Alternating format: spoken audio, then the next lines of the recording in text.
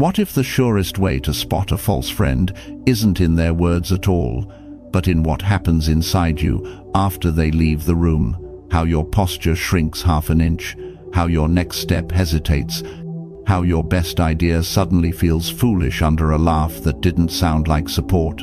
By the end of this film, you will carry a two-part test. You can run on any relationship in a single week, one that weighs both your rising and your breaking, and a small daily practice that makes loyalty visible without a single confrontation. Keep listening for the simple line, I'll ask you to repeat to yourself near the end. It closes the loop we're opening now and turns this lesson into muscle.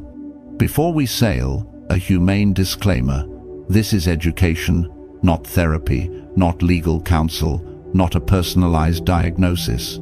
Think of it as training on the practice field. Your life deserves careful judgment, local wisdom, and, when needed, qualified professionals. The ancient Stoics insisted on responsibility, not recklessness. You hold the helm. Why this matters now is not subtle. In a world where signals multiply and loyalties seem negotiable, friendship gets marketed like convenience. But the Stoics never confused convenience with virtue. They trained attention on first principles. What is in my control, what is not, and what sort of person I intend to be regardless of the weather. That frame exposes something bracing about friendship. It is not an ornament, it is a discipline, a shared weather system that either clears your horizon or keeps your deck slick. The faces in your life become the climate in which your character grows. Choose hazy skies, reap hesitant harvests. Choose clear air, and even hard winters are navigable. There is a popular caricature that Stoicism hardens the heart, teaches you to need no one, and therefore to suspect everyone. That is not Stoicism, that is injury dressed as wisdom. The Stoics valued community, duty, and the craft of sincere companionship, but they also refused to outsource their serenity to anyone's mood. They did not equate tenderness with blindness. They distinguished between events and judgments, between what people do and what we choose to make of it. That distinction is the rudder here.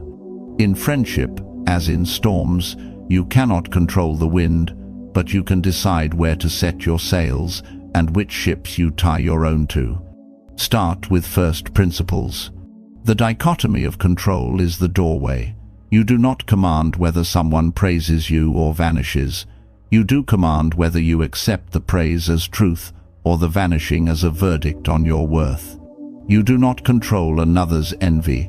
You do control whether you shrink yourself to avoid it. You cannot force sincerity into a person. You can choose boundaries that keep your dignity uncollateralized. The Stoics named the faculty that makes these choices prohairesis, the power to choose your stance. Friendship tests that power daily. Every joke, every silence, every absence forms a data point in the weather chart of a relationship. Patterns matter more than declarations. If that sounds cold, hold the nuance. Patterns are not chains around another's neck, they are light around your own feet. Two patterns reveal false friendship most reliably. The first is consistent undermining, the calibrated nudge that tilts your victories out of true, the compliment with a small remove, the just being honest that always seems to lower your ceiling. The second is absence at threshold moments, when the furnace is hottest, the exam hardest, the roof leaking on the night the car won't start. The Machiavellian lens used carefully helps us see why. People signal alliances when there is power to gain, and they reveal loyalties when there is risk to share. The Stoic correction is immediate. Do not condemn the world for this. Read it soberly, so you can practice agency without bitterness. These two patterns are not dogma. They are diagnostics, like tapping the hull to hear if there's rot behind the paint. To feel the stakes, step into a small, avoidable tragedy. Call him Arun. He co-founded a design firm with a friend from university, a charmer named Leo, who kept the lights bright in pitch meetings. In the early months, Arun noticed a habit he filed under quirky. After every prototype review where Arun solved a thorny layout issue, Leo would laugh, praise the solution, then add, "And of course, we can't repeat your miracle twice," turning to the team with a grin that made the compliment feel like a ceiling. When a new client called to compliment Arun's presentation, Leo forwarded the email with a, "Nice, you're finally getting the hang of it," a sentence that read like a pat on the head. Arun told himself not to be fragile. He repeated a line he'd heard about toughness: "Real friends don't coddle you." He accepted the frame and swallowed the data. Months later, a contract went sideways. A senior partner blamed the miscue on flimsy scoping. Leo said on a call, "I pushed for a better brief." Arun wanted to move fast, an artful reconstruction that insulated Leo from the blast. When the quarter ended and headcount cuts came, the board retained Leo as the external-facing face, and Arun, who had designed the firm's reputation in pixels and discipline, and found himself with a polite severance. He would later say the downfall was politics. That's true. It was also a failure to honor a Stoic rule: do not ignore patterns because you hope for a more comfortable story. The undermining was a drumbeat. He called it percussion. The storm signal flew for months. He admired the colors. A different arc shows slower learning. Think of Mira, a medical resident who met a classmate during anatomy lab and fell into a friendship forged in fluorescent light and exam fatigue. Her friend, call him Jay, was quick with rides and good with jokes. When Mira matched to a competitive program across the country, Jay toasted her, then said, "Just don't let it turn you into one of those people," the kind of sentence that sounds like levity but plants a small hook. During intern year, when Mira worked nights, Jay texted snapshots of parties she missed with a small caption, "We forgave you," and Mira smiled because the joke was clear. Then her father fell ill, the kind of crisis that rearranges priorities in an afternoon. She called Jay from the hospital parking garage, needing nothing more than someone to witness the floor dropping. He did not pick up. The next day he sent a voice note, "Sorry, chaos, what happened?" He sent a meme to soften the lag.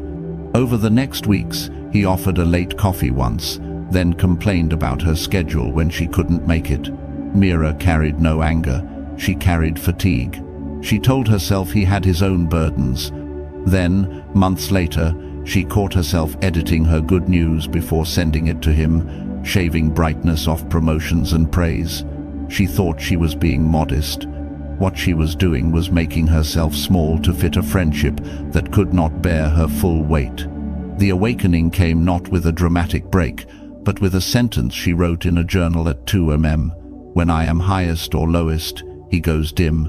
It was not an indictment, it was a map. She did not punish him. She redrew the boundary. The distance hurt and healed at once. There is, thankfully, a third arc, one that demonstrates transformation without cynicism. Consider a composite of many who learn the discipline of the inner circle the hard way and then teach it to others. We'll call him Kai. He started in a startup sales team, the kind of environment where friendships and performance reviews sit at the same table and the bill comes imprecisely. Early on, Kai craved belonging. He bought beers, told jokes, and accepted the harmless-seeming digs that come with group initiation. Then a mentor, older, quiet, still asked him a question that landed like gravity. After time with them, "Are you taller?" Kai laughed it off. It returned that night like a lighthouse beam. He ran an experiment, the very test you'll carry at the end of this film. For 1 week he logged, in a single sentence after each social interaction, whether he felt more grounded, more focused, more capable, or whether he felt subtly fogged.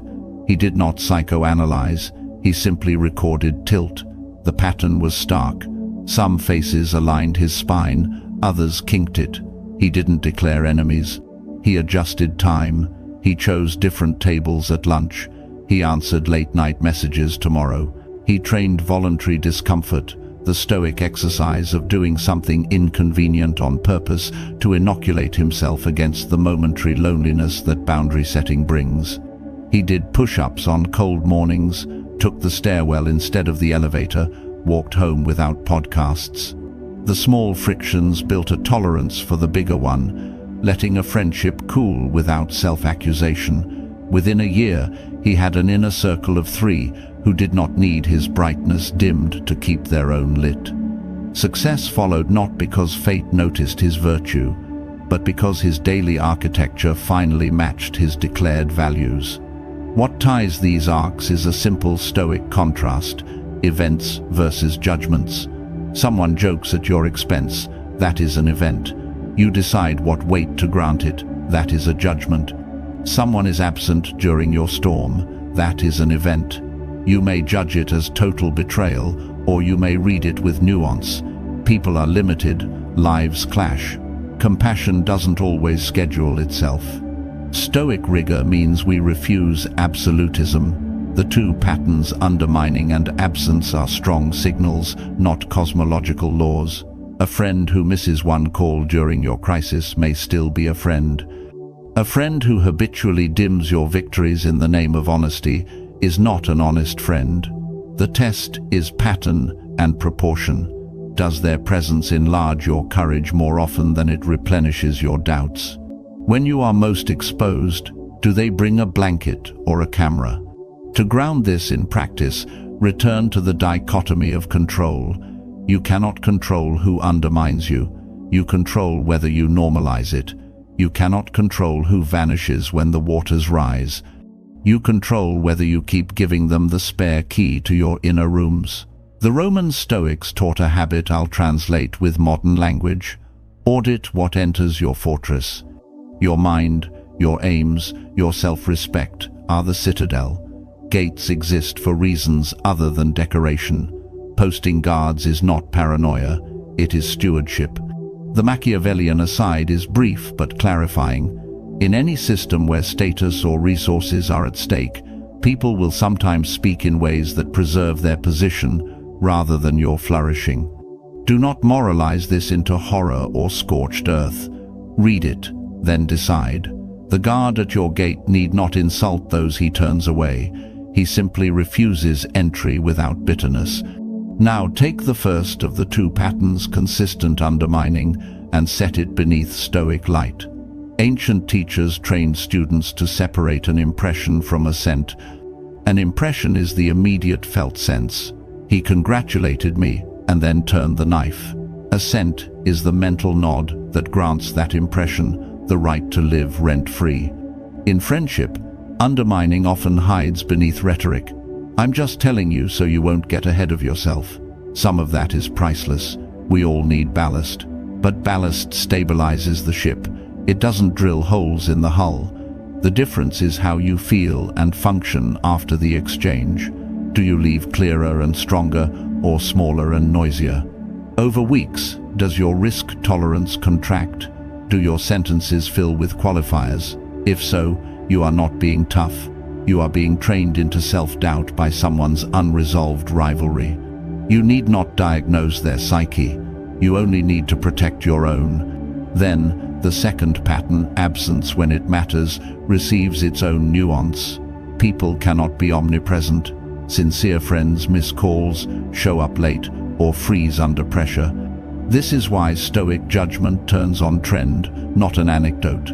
In times of strain, who actually appears with simple acts: a ride, a quiet room, a meal, a steady eye? The Stoics loved models because they stabilize the mind. Imagine your life as a ship in open water. Friends are not merely passengers, some are crew.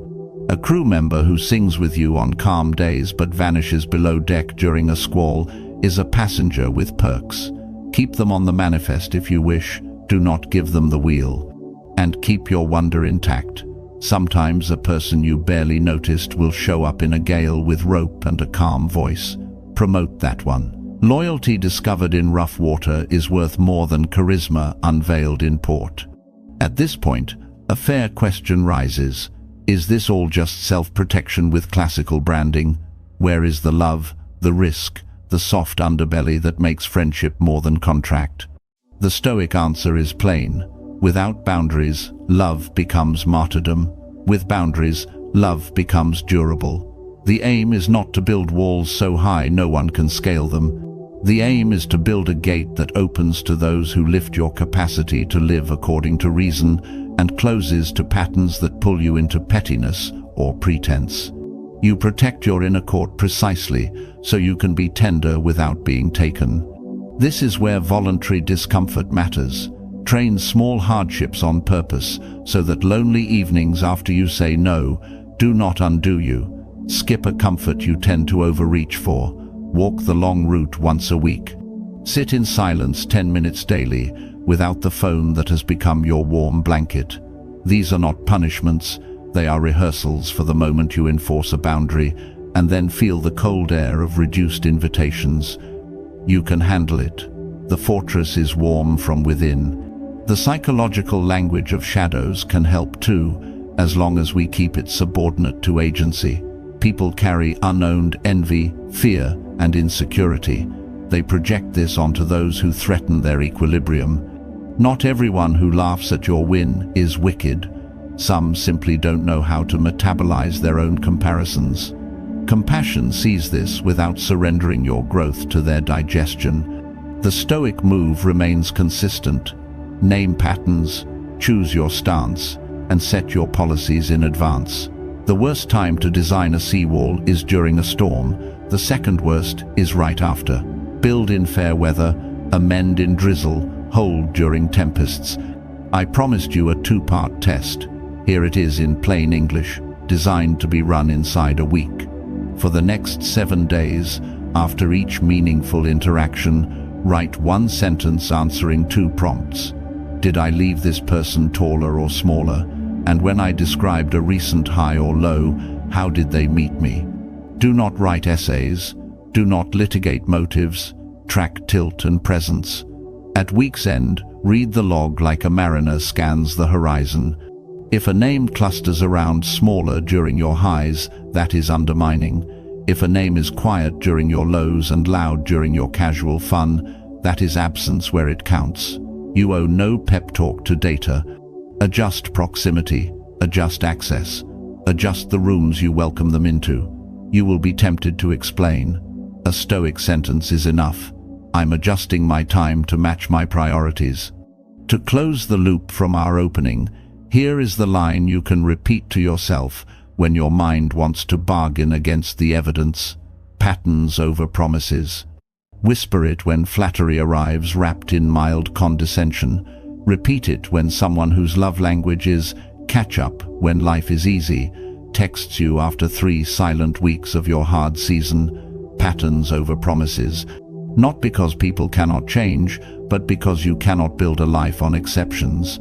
The Stoics resisted magical thinking. They loved hope when it was yoked to practice and proof. They did not love pretending comfort was courage. You will be told that such discernment is unkind. The Stoic answer is gentler than it sounds. We are all flawed. We are all busy. Forgiveness is cheap when it costs nothing. The costly kind includes continuing to wish good for those who cannot be close to you. This is the mature relief of boundaries. You do not have to make villains to step away. You also do not have to make saints to stay near. You need only mark where your character is watered and where it is leached. Then you choose accordingly, not once in a dramatic speech, but daily in the micro-architecture of who gets your time, your thinking, your second drafts. If you want a further refinement, borrow a page from Strategy. Courtrooms run on argument, kingdoms run on logistics. Look at the logistics of your friendships. Who shows up unasked when the load is heavy? Who remembers without prompts? Who adds structure to your plans instead of pulling them apart with permanent skepticism? Skepticism can be a shield against error, but there is a cynical species that only attacks what rises. The Stoics tested counsel the same way they tested their own judgments, by results. Does this criticism help me act better next hour? Does this joke make me braver tomorrow? If not, reduce its budget line. Reserve your throne room for those who speak to your better nature and tolerate your stumbles without building a thesis on them. We return now to Arun, Mira, and Kai to close the narrative arcs, because open loops deserve doors. After his severance, Arun spent 2 months sharpening his portfolio and, more importantly, sharpening his boundaries. When Leo reached out to grab coffee and brainstorm, Arun wrote a courteous note wishing him well and declined meetings that had no clear purpose. He found a team that measured success by contribution rather than theatrics. In that house, applause did not end with "but," and corrections arrived on time without humiliation. The preventable downfall became a preventable sequel. Mira, who once shaved the brightness off her updates, practiced saying the whole truth to people who could hold it. When her next milestone arrived, a fellowship she had once told herself was too much, she sent the news to those who had brought soup and stillness during the hospital nights.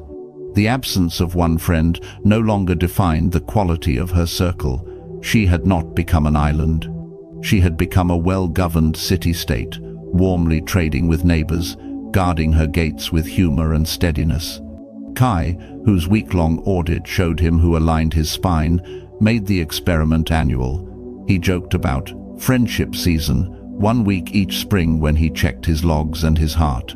He did not rotate people like inventory. He rotated access like a gardener rotates crops. Friendships that rested the soil for a while could be planted again later with better yield. He taught the practice to new hires, not as a secret test of others, but as an honest test of their own priorities. Patterns over promises, he would say, and smile at the simplicity that took him years to earn. A word now about resilience, because boundaries are easier to set when your nervous system is not already tiered. The Stoics trained voluntary discomfort to stretch their capacity. Sleep on a thinner blanket for a few nights each season. Skip an indulgence you usually defend. Take a cold walk without headphones. These are not punishments, they are letters to your future self that read, "You can handle the silence after a no. You can handle the gap between people falling away and people arriving. Resilience built here spills into every corridor of friendship. You will no longer cling to those who harm you because you fear the wind in the empty room. If you fear becoming brittle, keep tenderness tethered to truth. Write a note of gratitude to one person each week who lifted you when it cost them something. Do not merely think grateful thoughts, send the message. Gratitude that leaves the mouth and the inbox strengthens bonds worth keeping. It also keeps you from drifting into suspicion as a default. Stoic practice never mandated misery, it mandated clarity. Clarity without gratitude curdles. Gratitude without clarity dissolves. We can take a final instructive glance through the Machiavellian window before we close it gently. Systems tilt incentives. In any office or circle where visibility is currency, some will invest in appearing useful rather than being so. Smiles become strategies. Offhand remarks become bids to reposition the room. Notice, not to escalate, but to free yourself from taking everything personally. The Stoic stance, once again, read the game so you can decide if you want to keep playing there. If you do, play with honor and good boundaries. If you don't, depart without speeches that make enemies of people who were just being themselves under their own pressures. Agency is not about domination, it is about direction. The payoff promised at the beginning is now in your pocket. You know the 2-part test track whether people make you taller or smaller and whether they appear when the furnace is hot, and you have a practice that makes the results legible. 1 sentence after each interaction. 7 days. You have a sentence that steadies the hand when softness wants to override sight. Patterns over promises. You have a training protocol, voluntary discomfort, that braces you for the crosstalk of loneliness and second-guessing that often visits after you defend your inner rooms. You have motifs to remember the craft. Your mind is a fortress with gates, your life a ship needing crew. your character a forge where the right heat hardens and the wrong heat warps. A friend who asks you to dim is asking you to walk away from the furnace. A friend who steps deeper into the room when alarms ring is the kind of heat that tempers. The Stoics did not ask us to become suspicious of everyone. They asked us to become responsible for our own judgments. The practical result is surprisingly warm. When you stop pretending that flattering undermining is loyalty and that fun-time attendance is devotion, you free yourself to invest deeply in the ones who have been showing you the truth all along. The quiet neighbor who brought a ladder when your roof leaked, the colleague who corrected you in private and praised you in front of the team, the sibling who listened without turning your pain into a story about themselves. Water those roots, build scaffolding with them, raise walls that hold. There is one last pause worth taking before we close. Ask yourself, softly and without performance, whether you have ever been the friend who undermines. We all have, in small ways, a joke we shouldn't have told, advice we offered to reduce our own anxiety, a silence when we were afraid of someone else's pain. The Stoic project is two-sided. As you test others, test yourself. When a friend wins, can you enlarge them without adding you? When a friend breaks, can you enter the room and stay a while? This mirrors the dichotomy of control in its most humane form. I cannot make everyone loyal, but I can practice loyalty. I cannot stop all undermining, but I can stop mine today. This is the most reliable way to attract the companions you seek, by becoming the kind of fortress where generous people like to live. We end where we began, with the small half-inch you either lose or gain after an encounter. You do not need philosophy to feel it. Your spine reports it in real time. But philosophy teaches you what to do with the report. Write it down, respect it. Build your days around those who lift your posture and share your storms. Then, when the next squall finds your ship, and it will, because storms are in season more often than the brochures admit, you will find yourself surrounded by crew who know the ropes, who know your voice, and who know that the goal is not merely to survive the weather, but to keep steering toward a life you would gladly live again if given the chance. If you want the next chapter, it's a natural extension.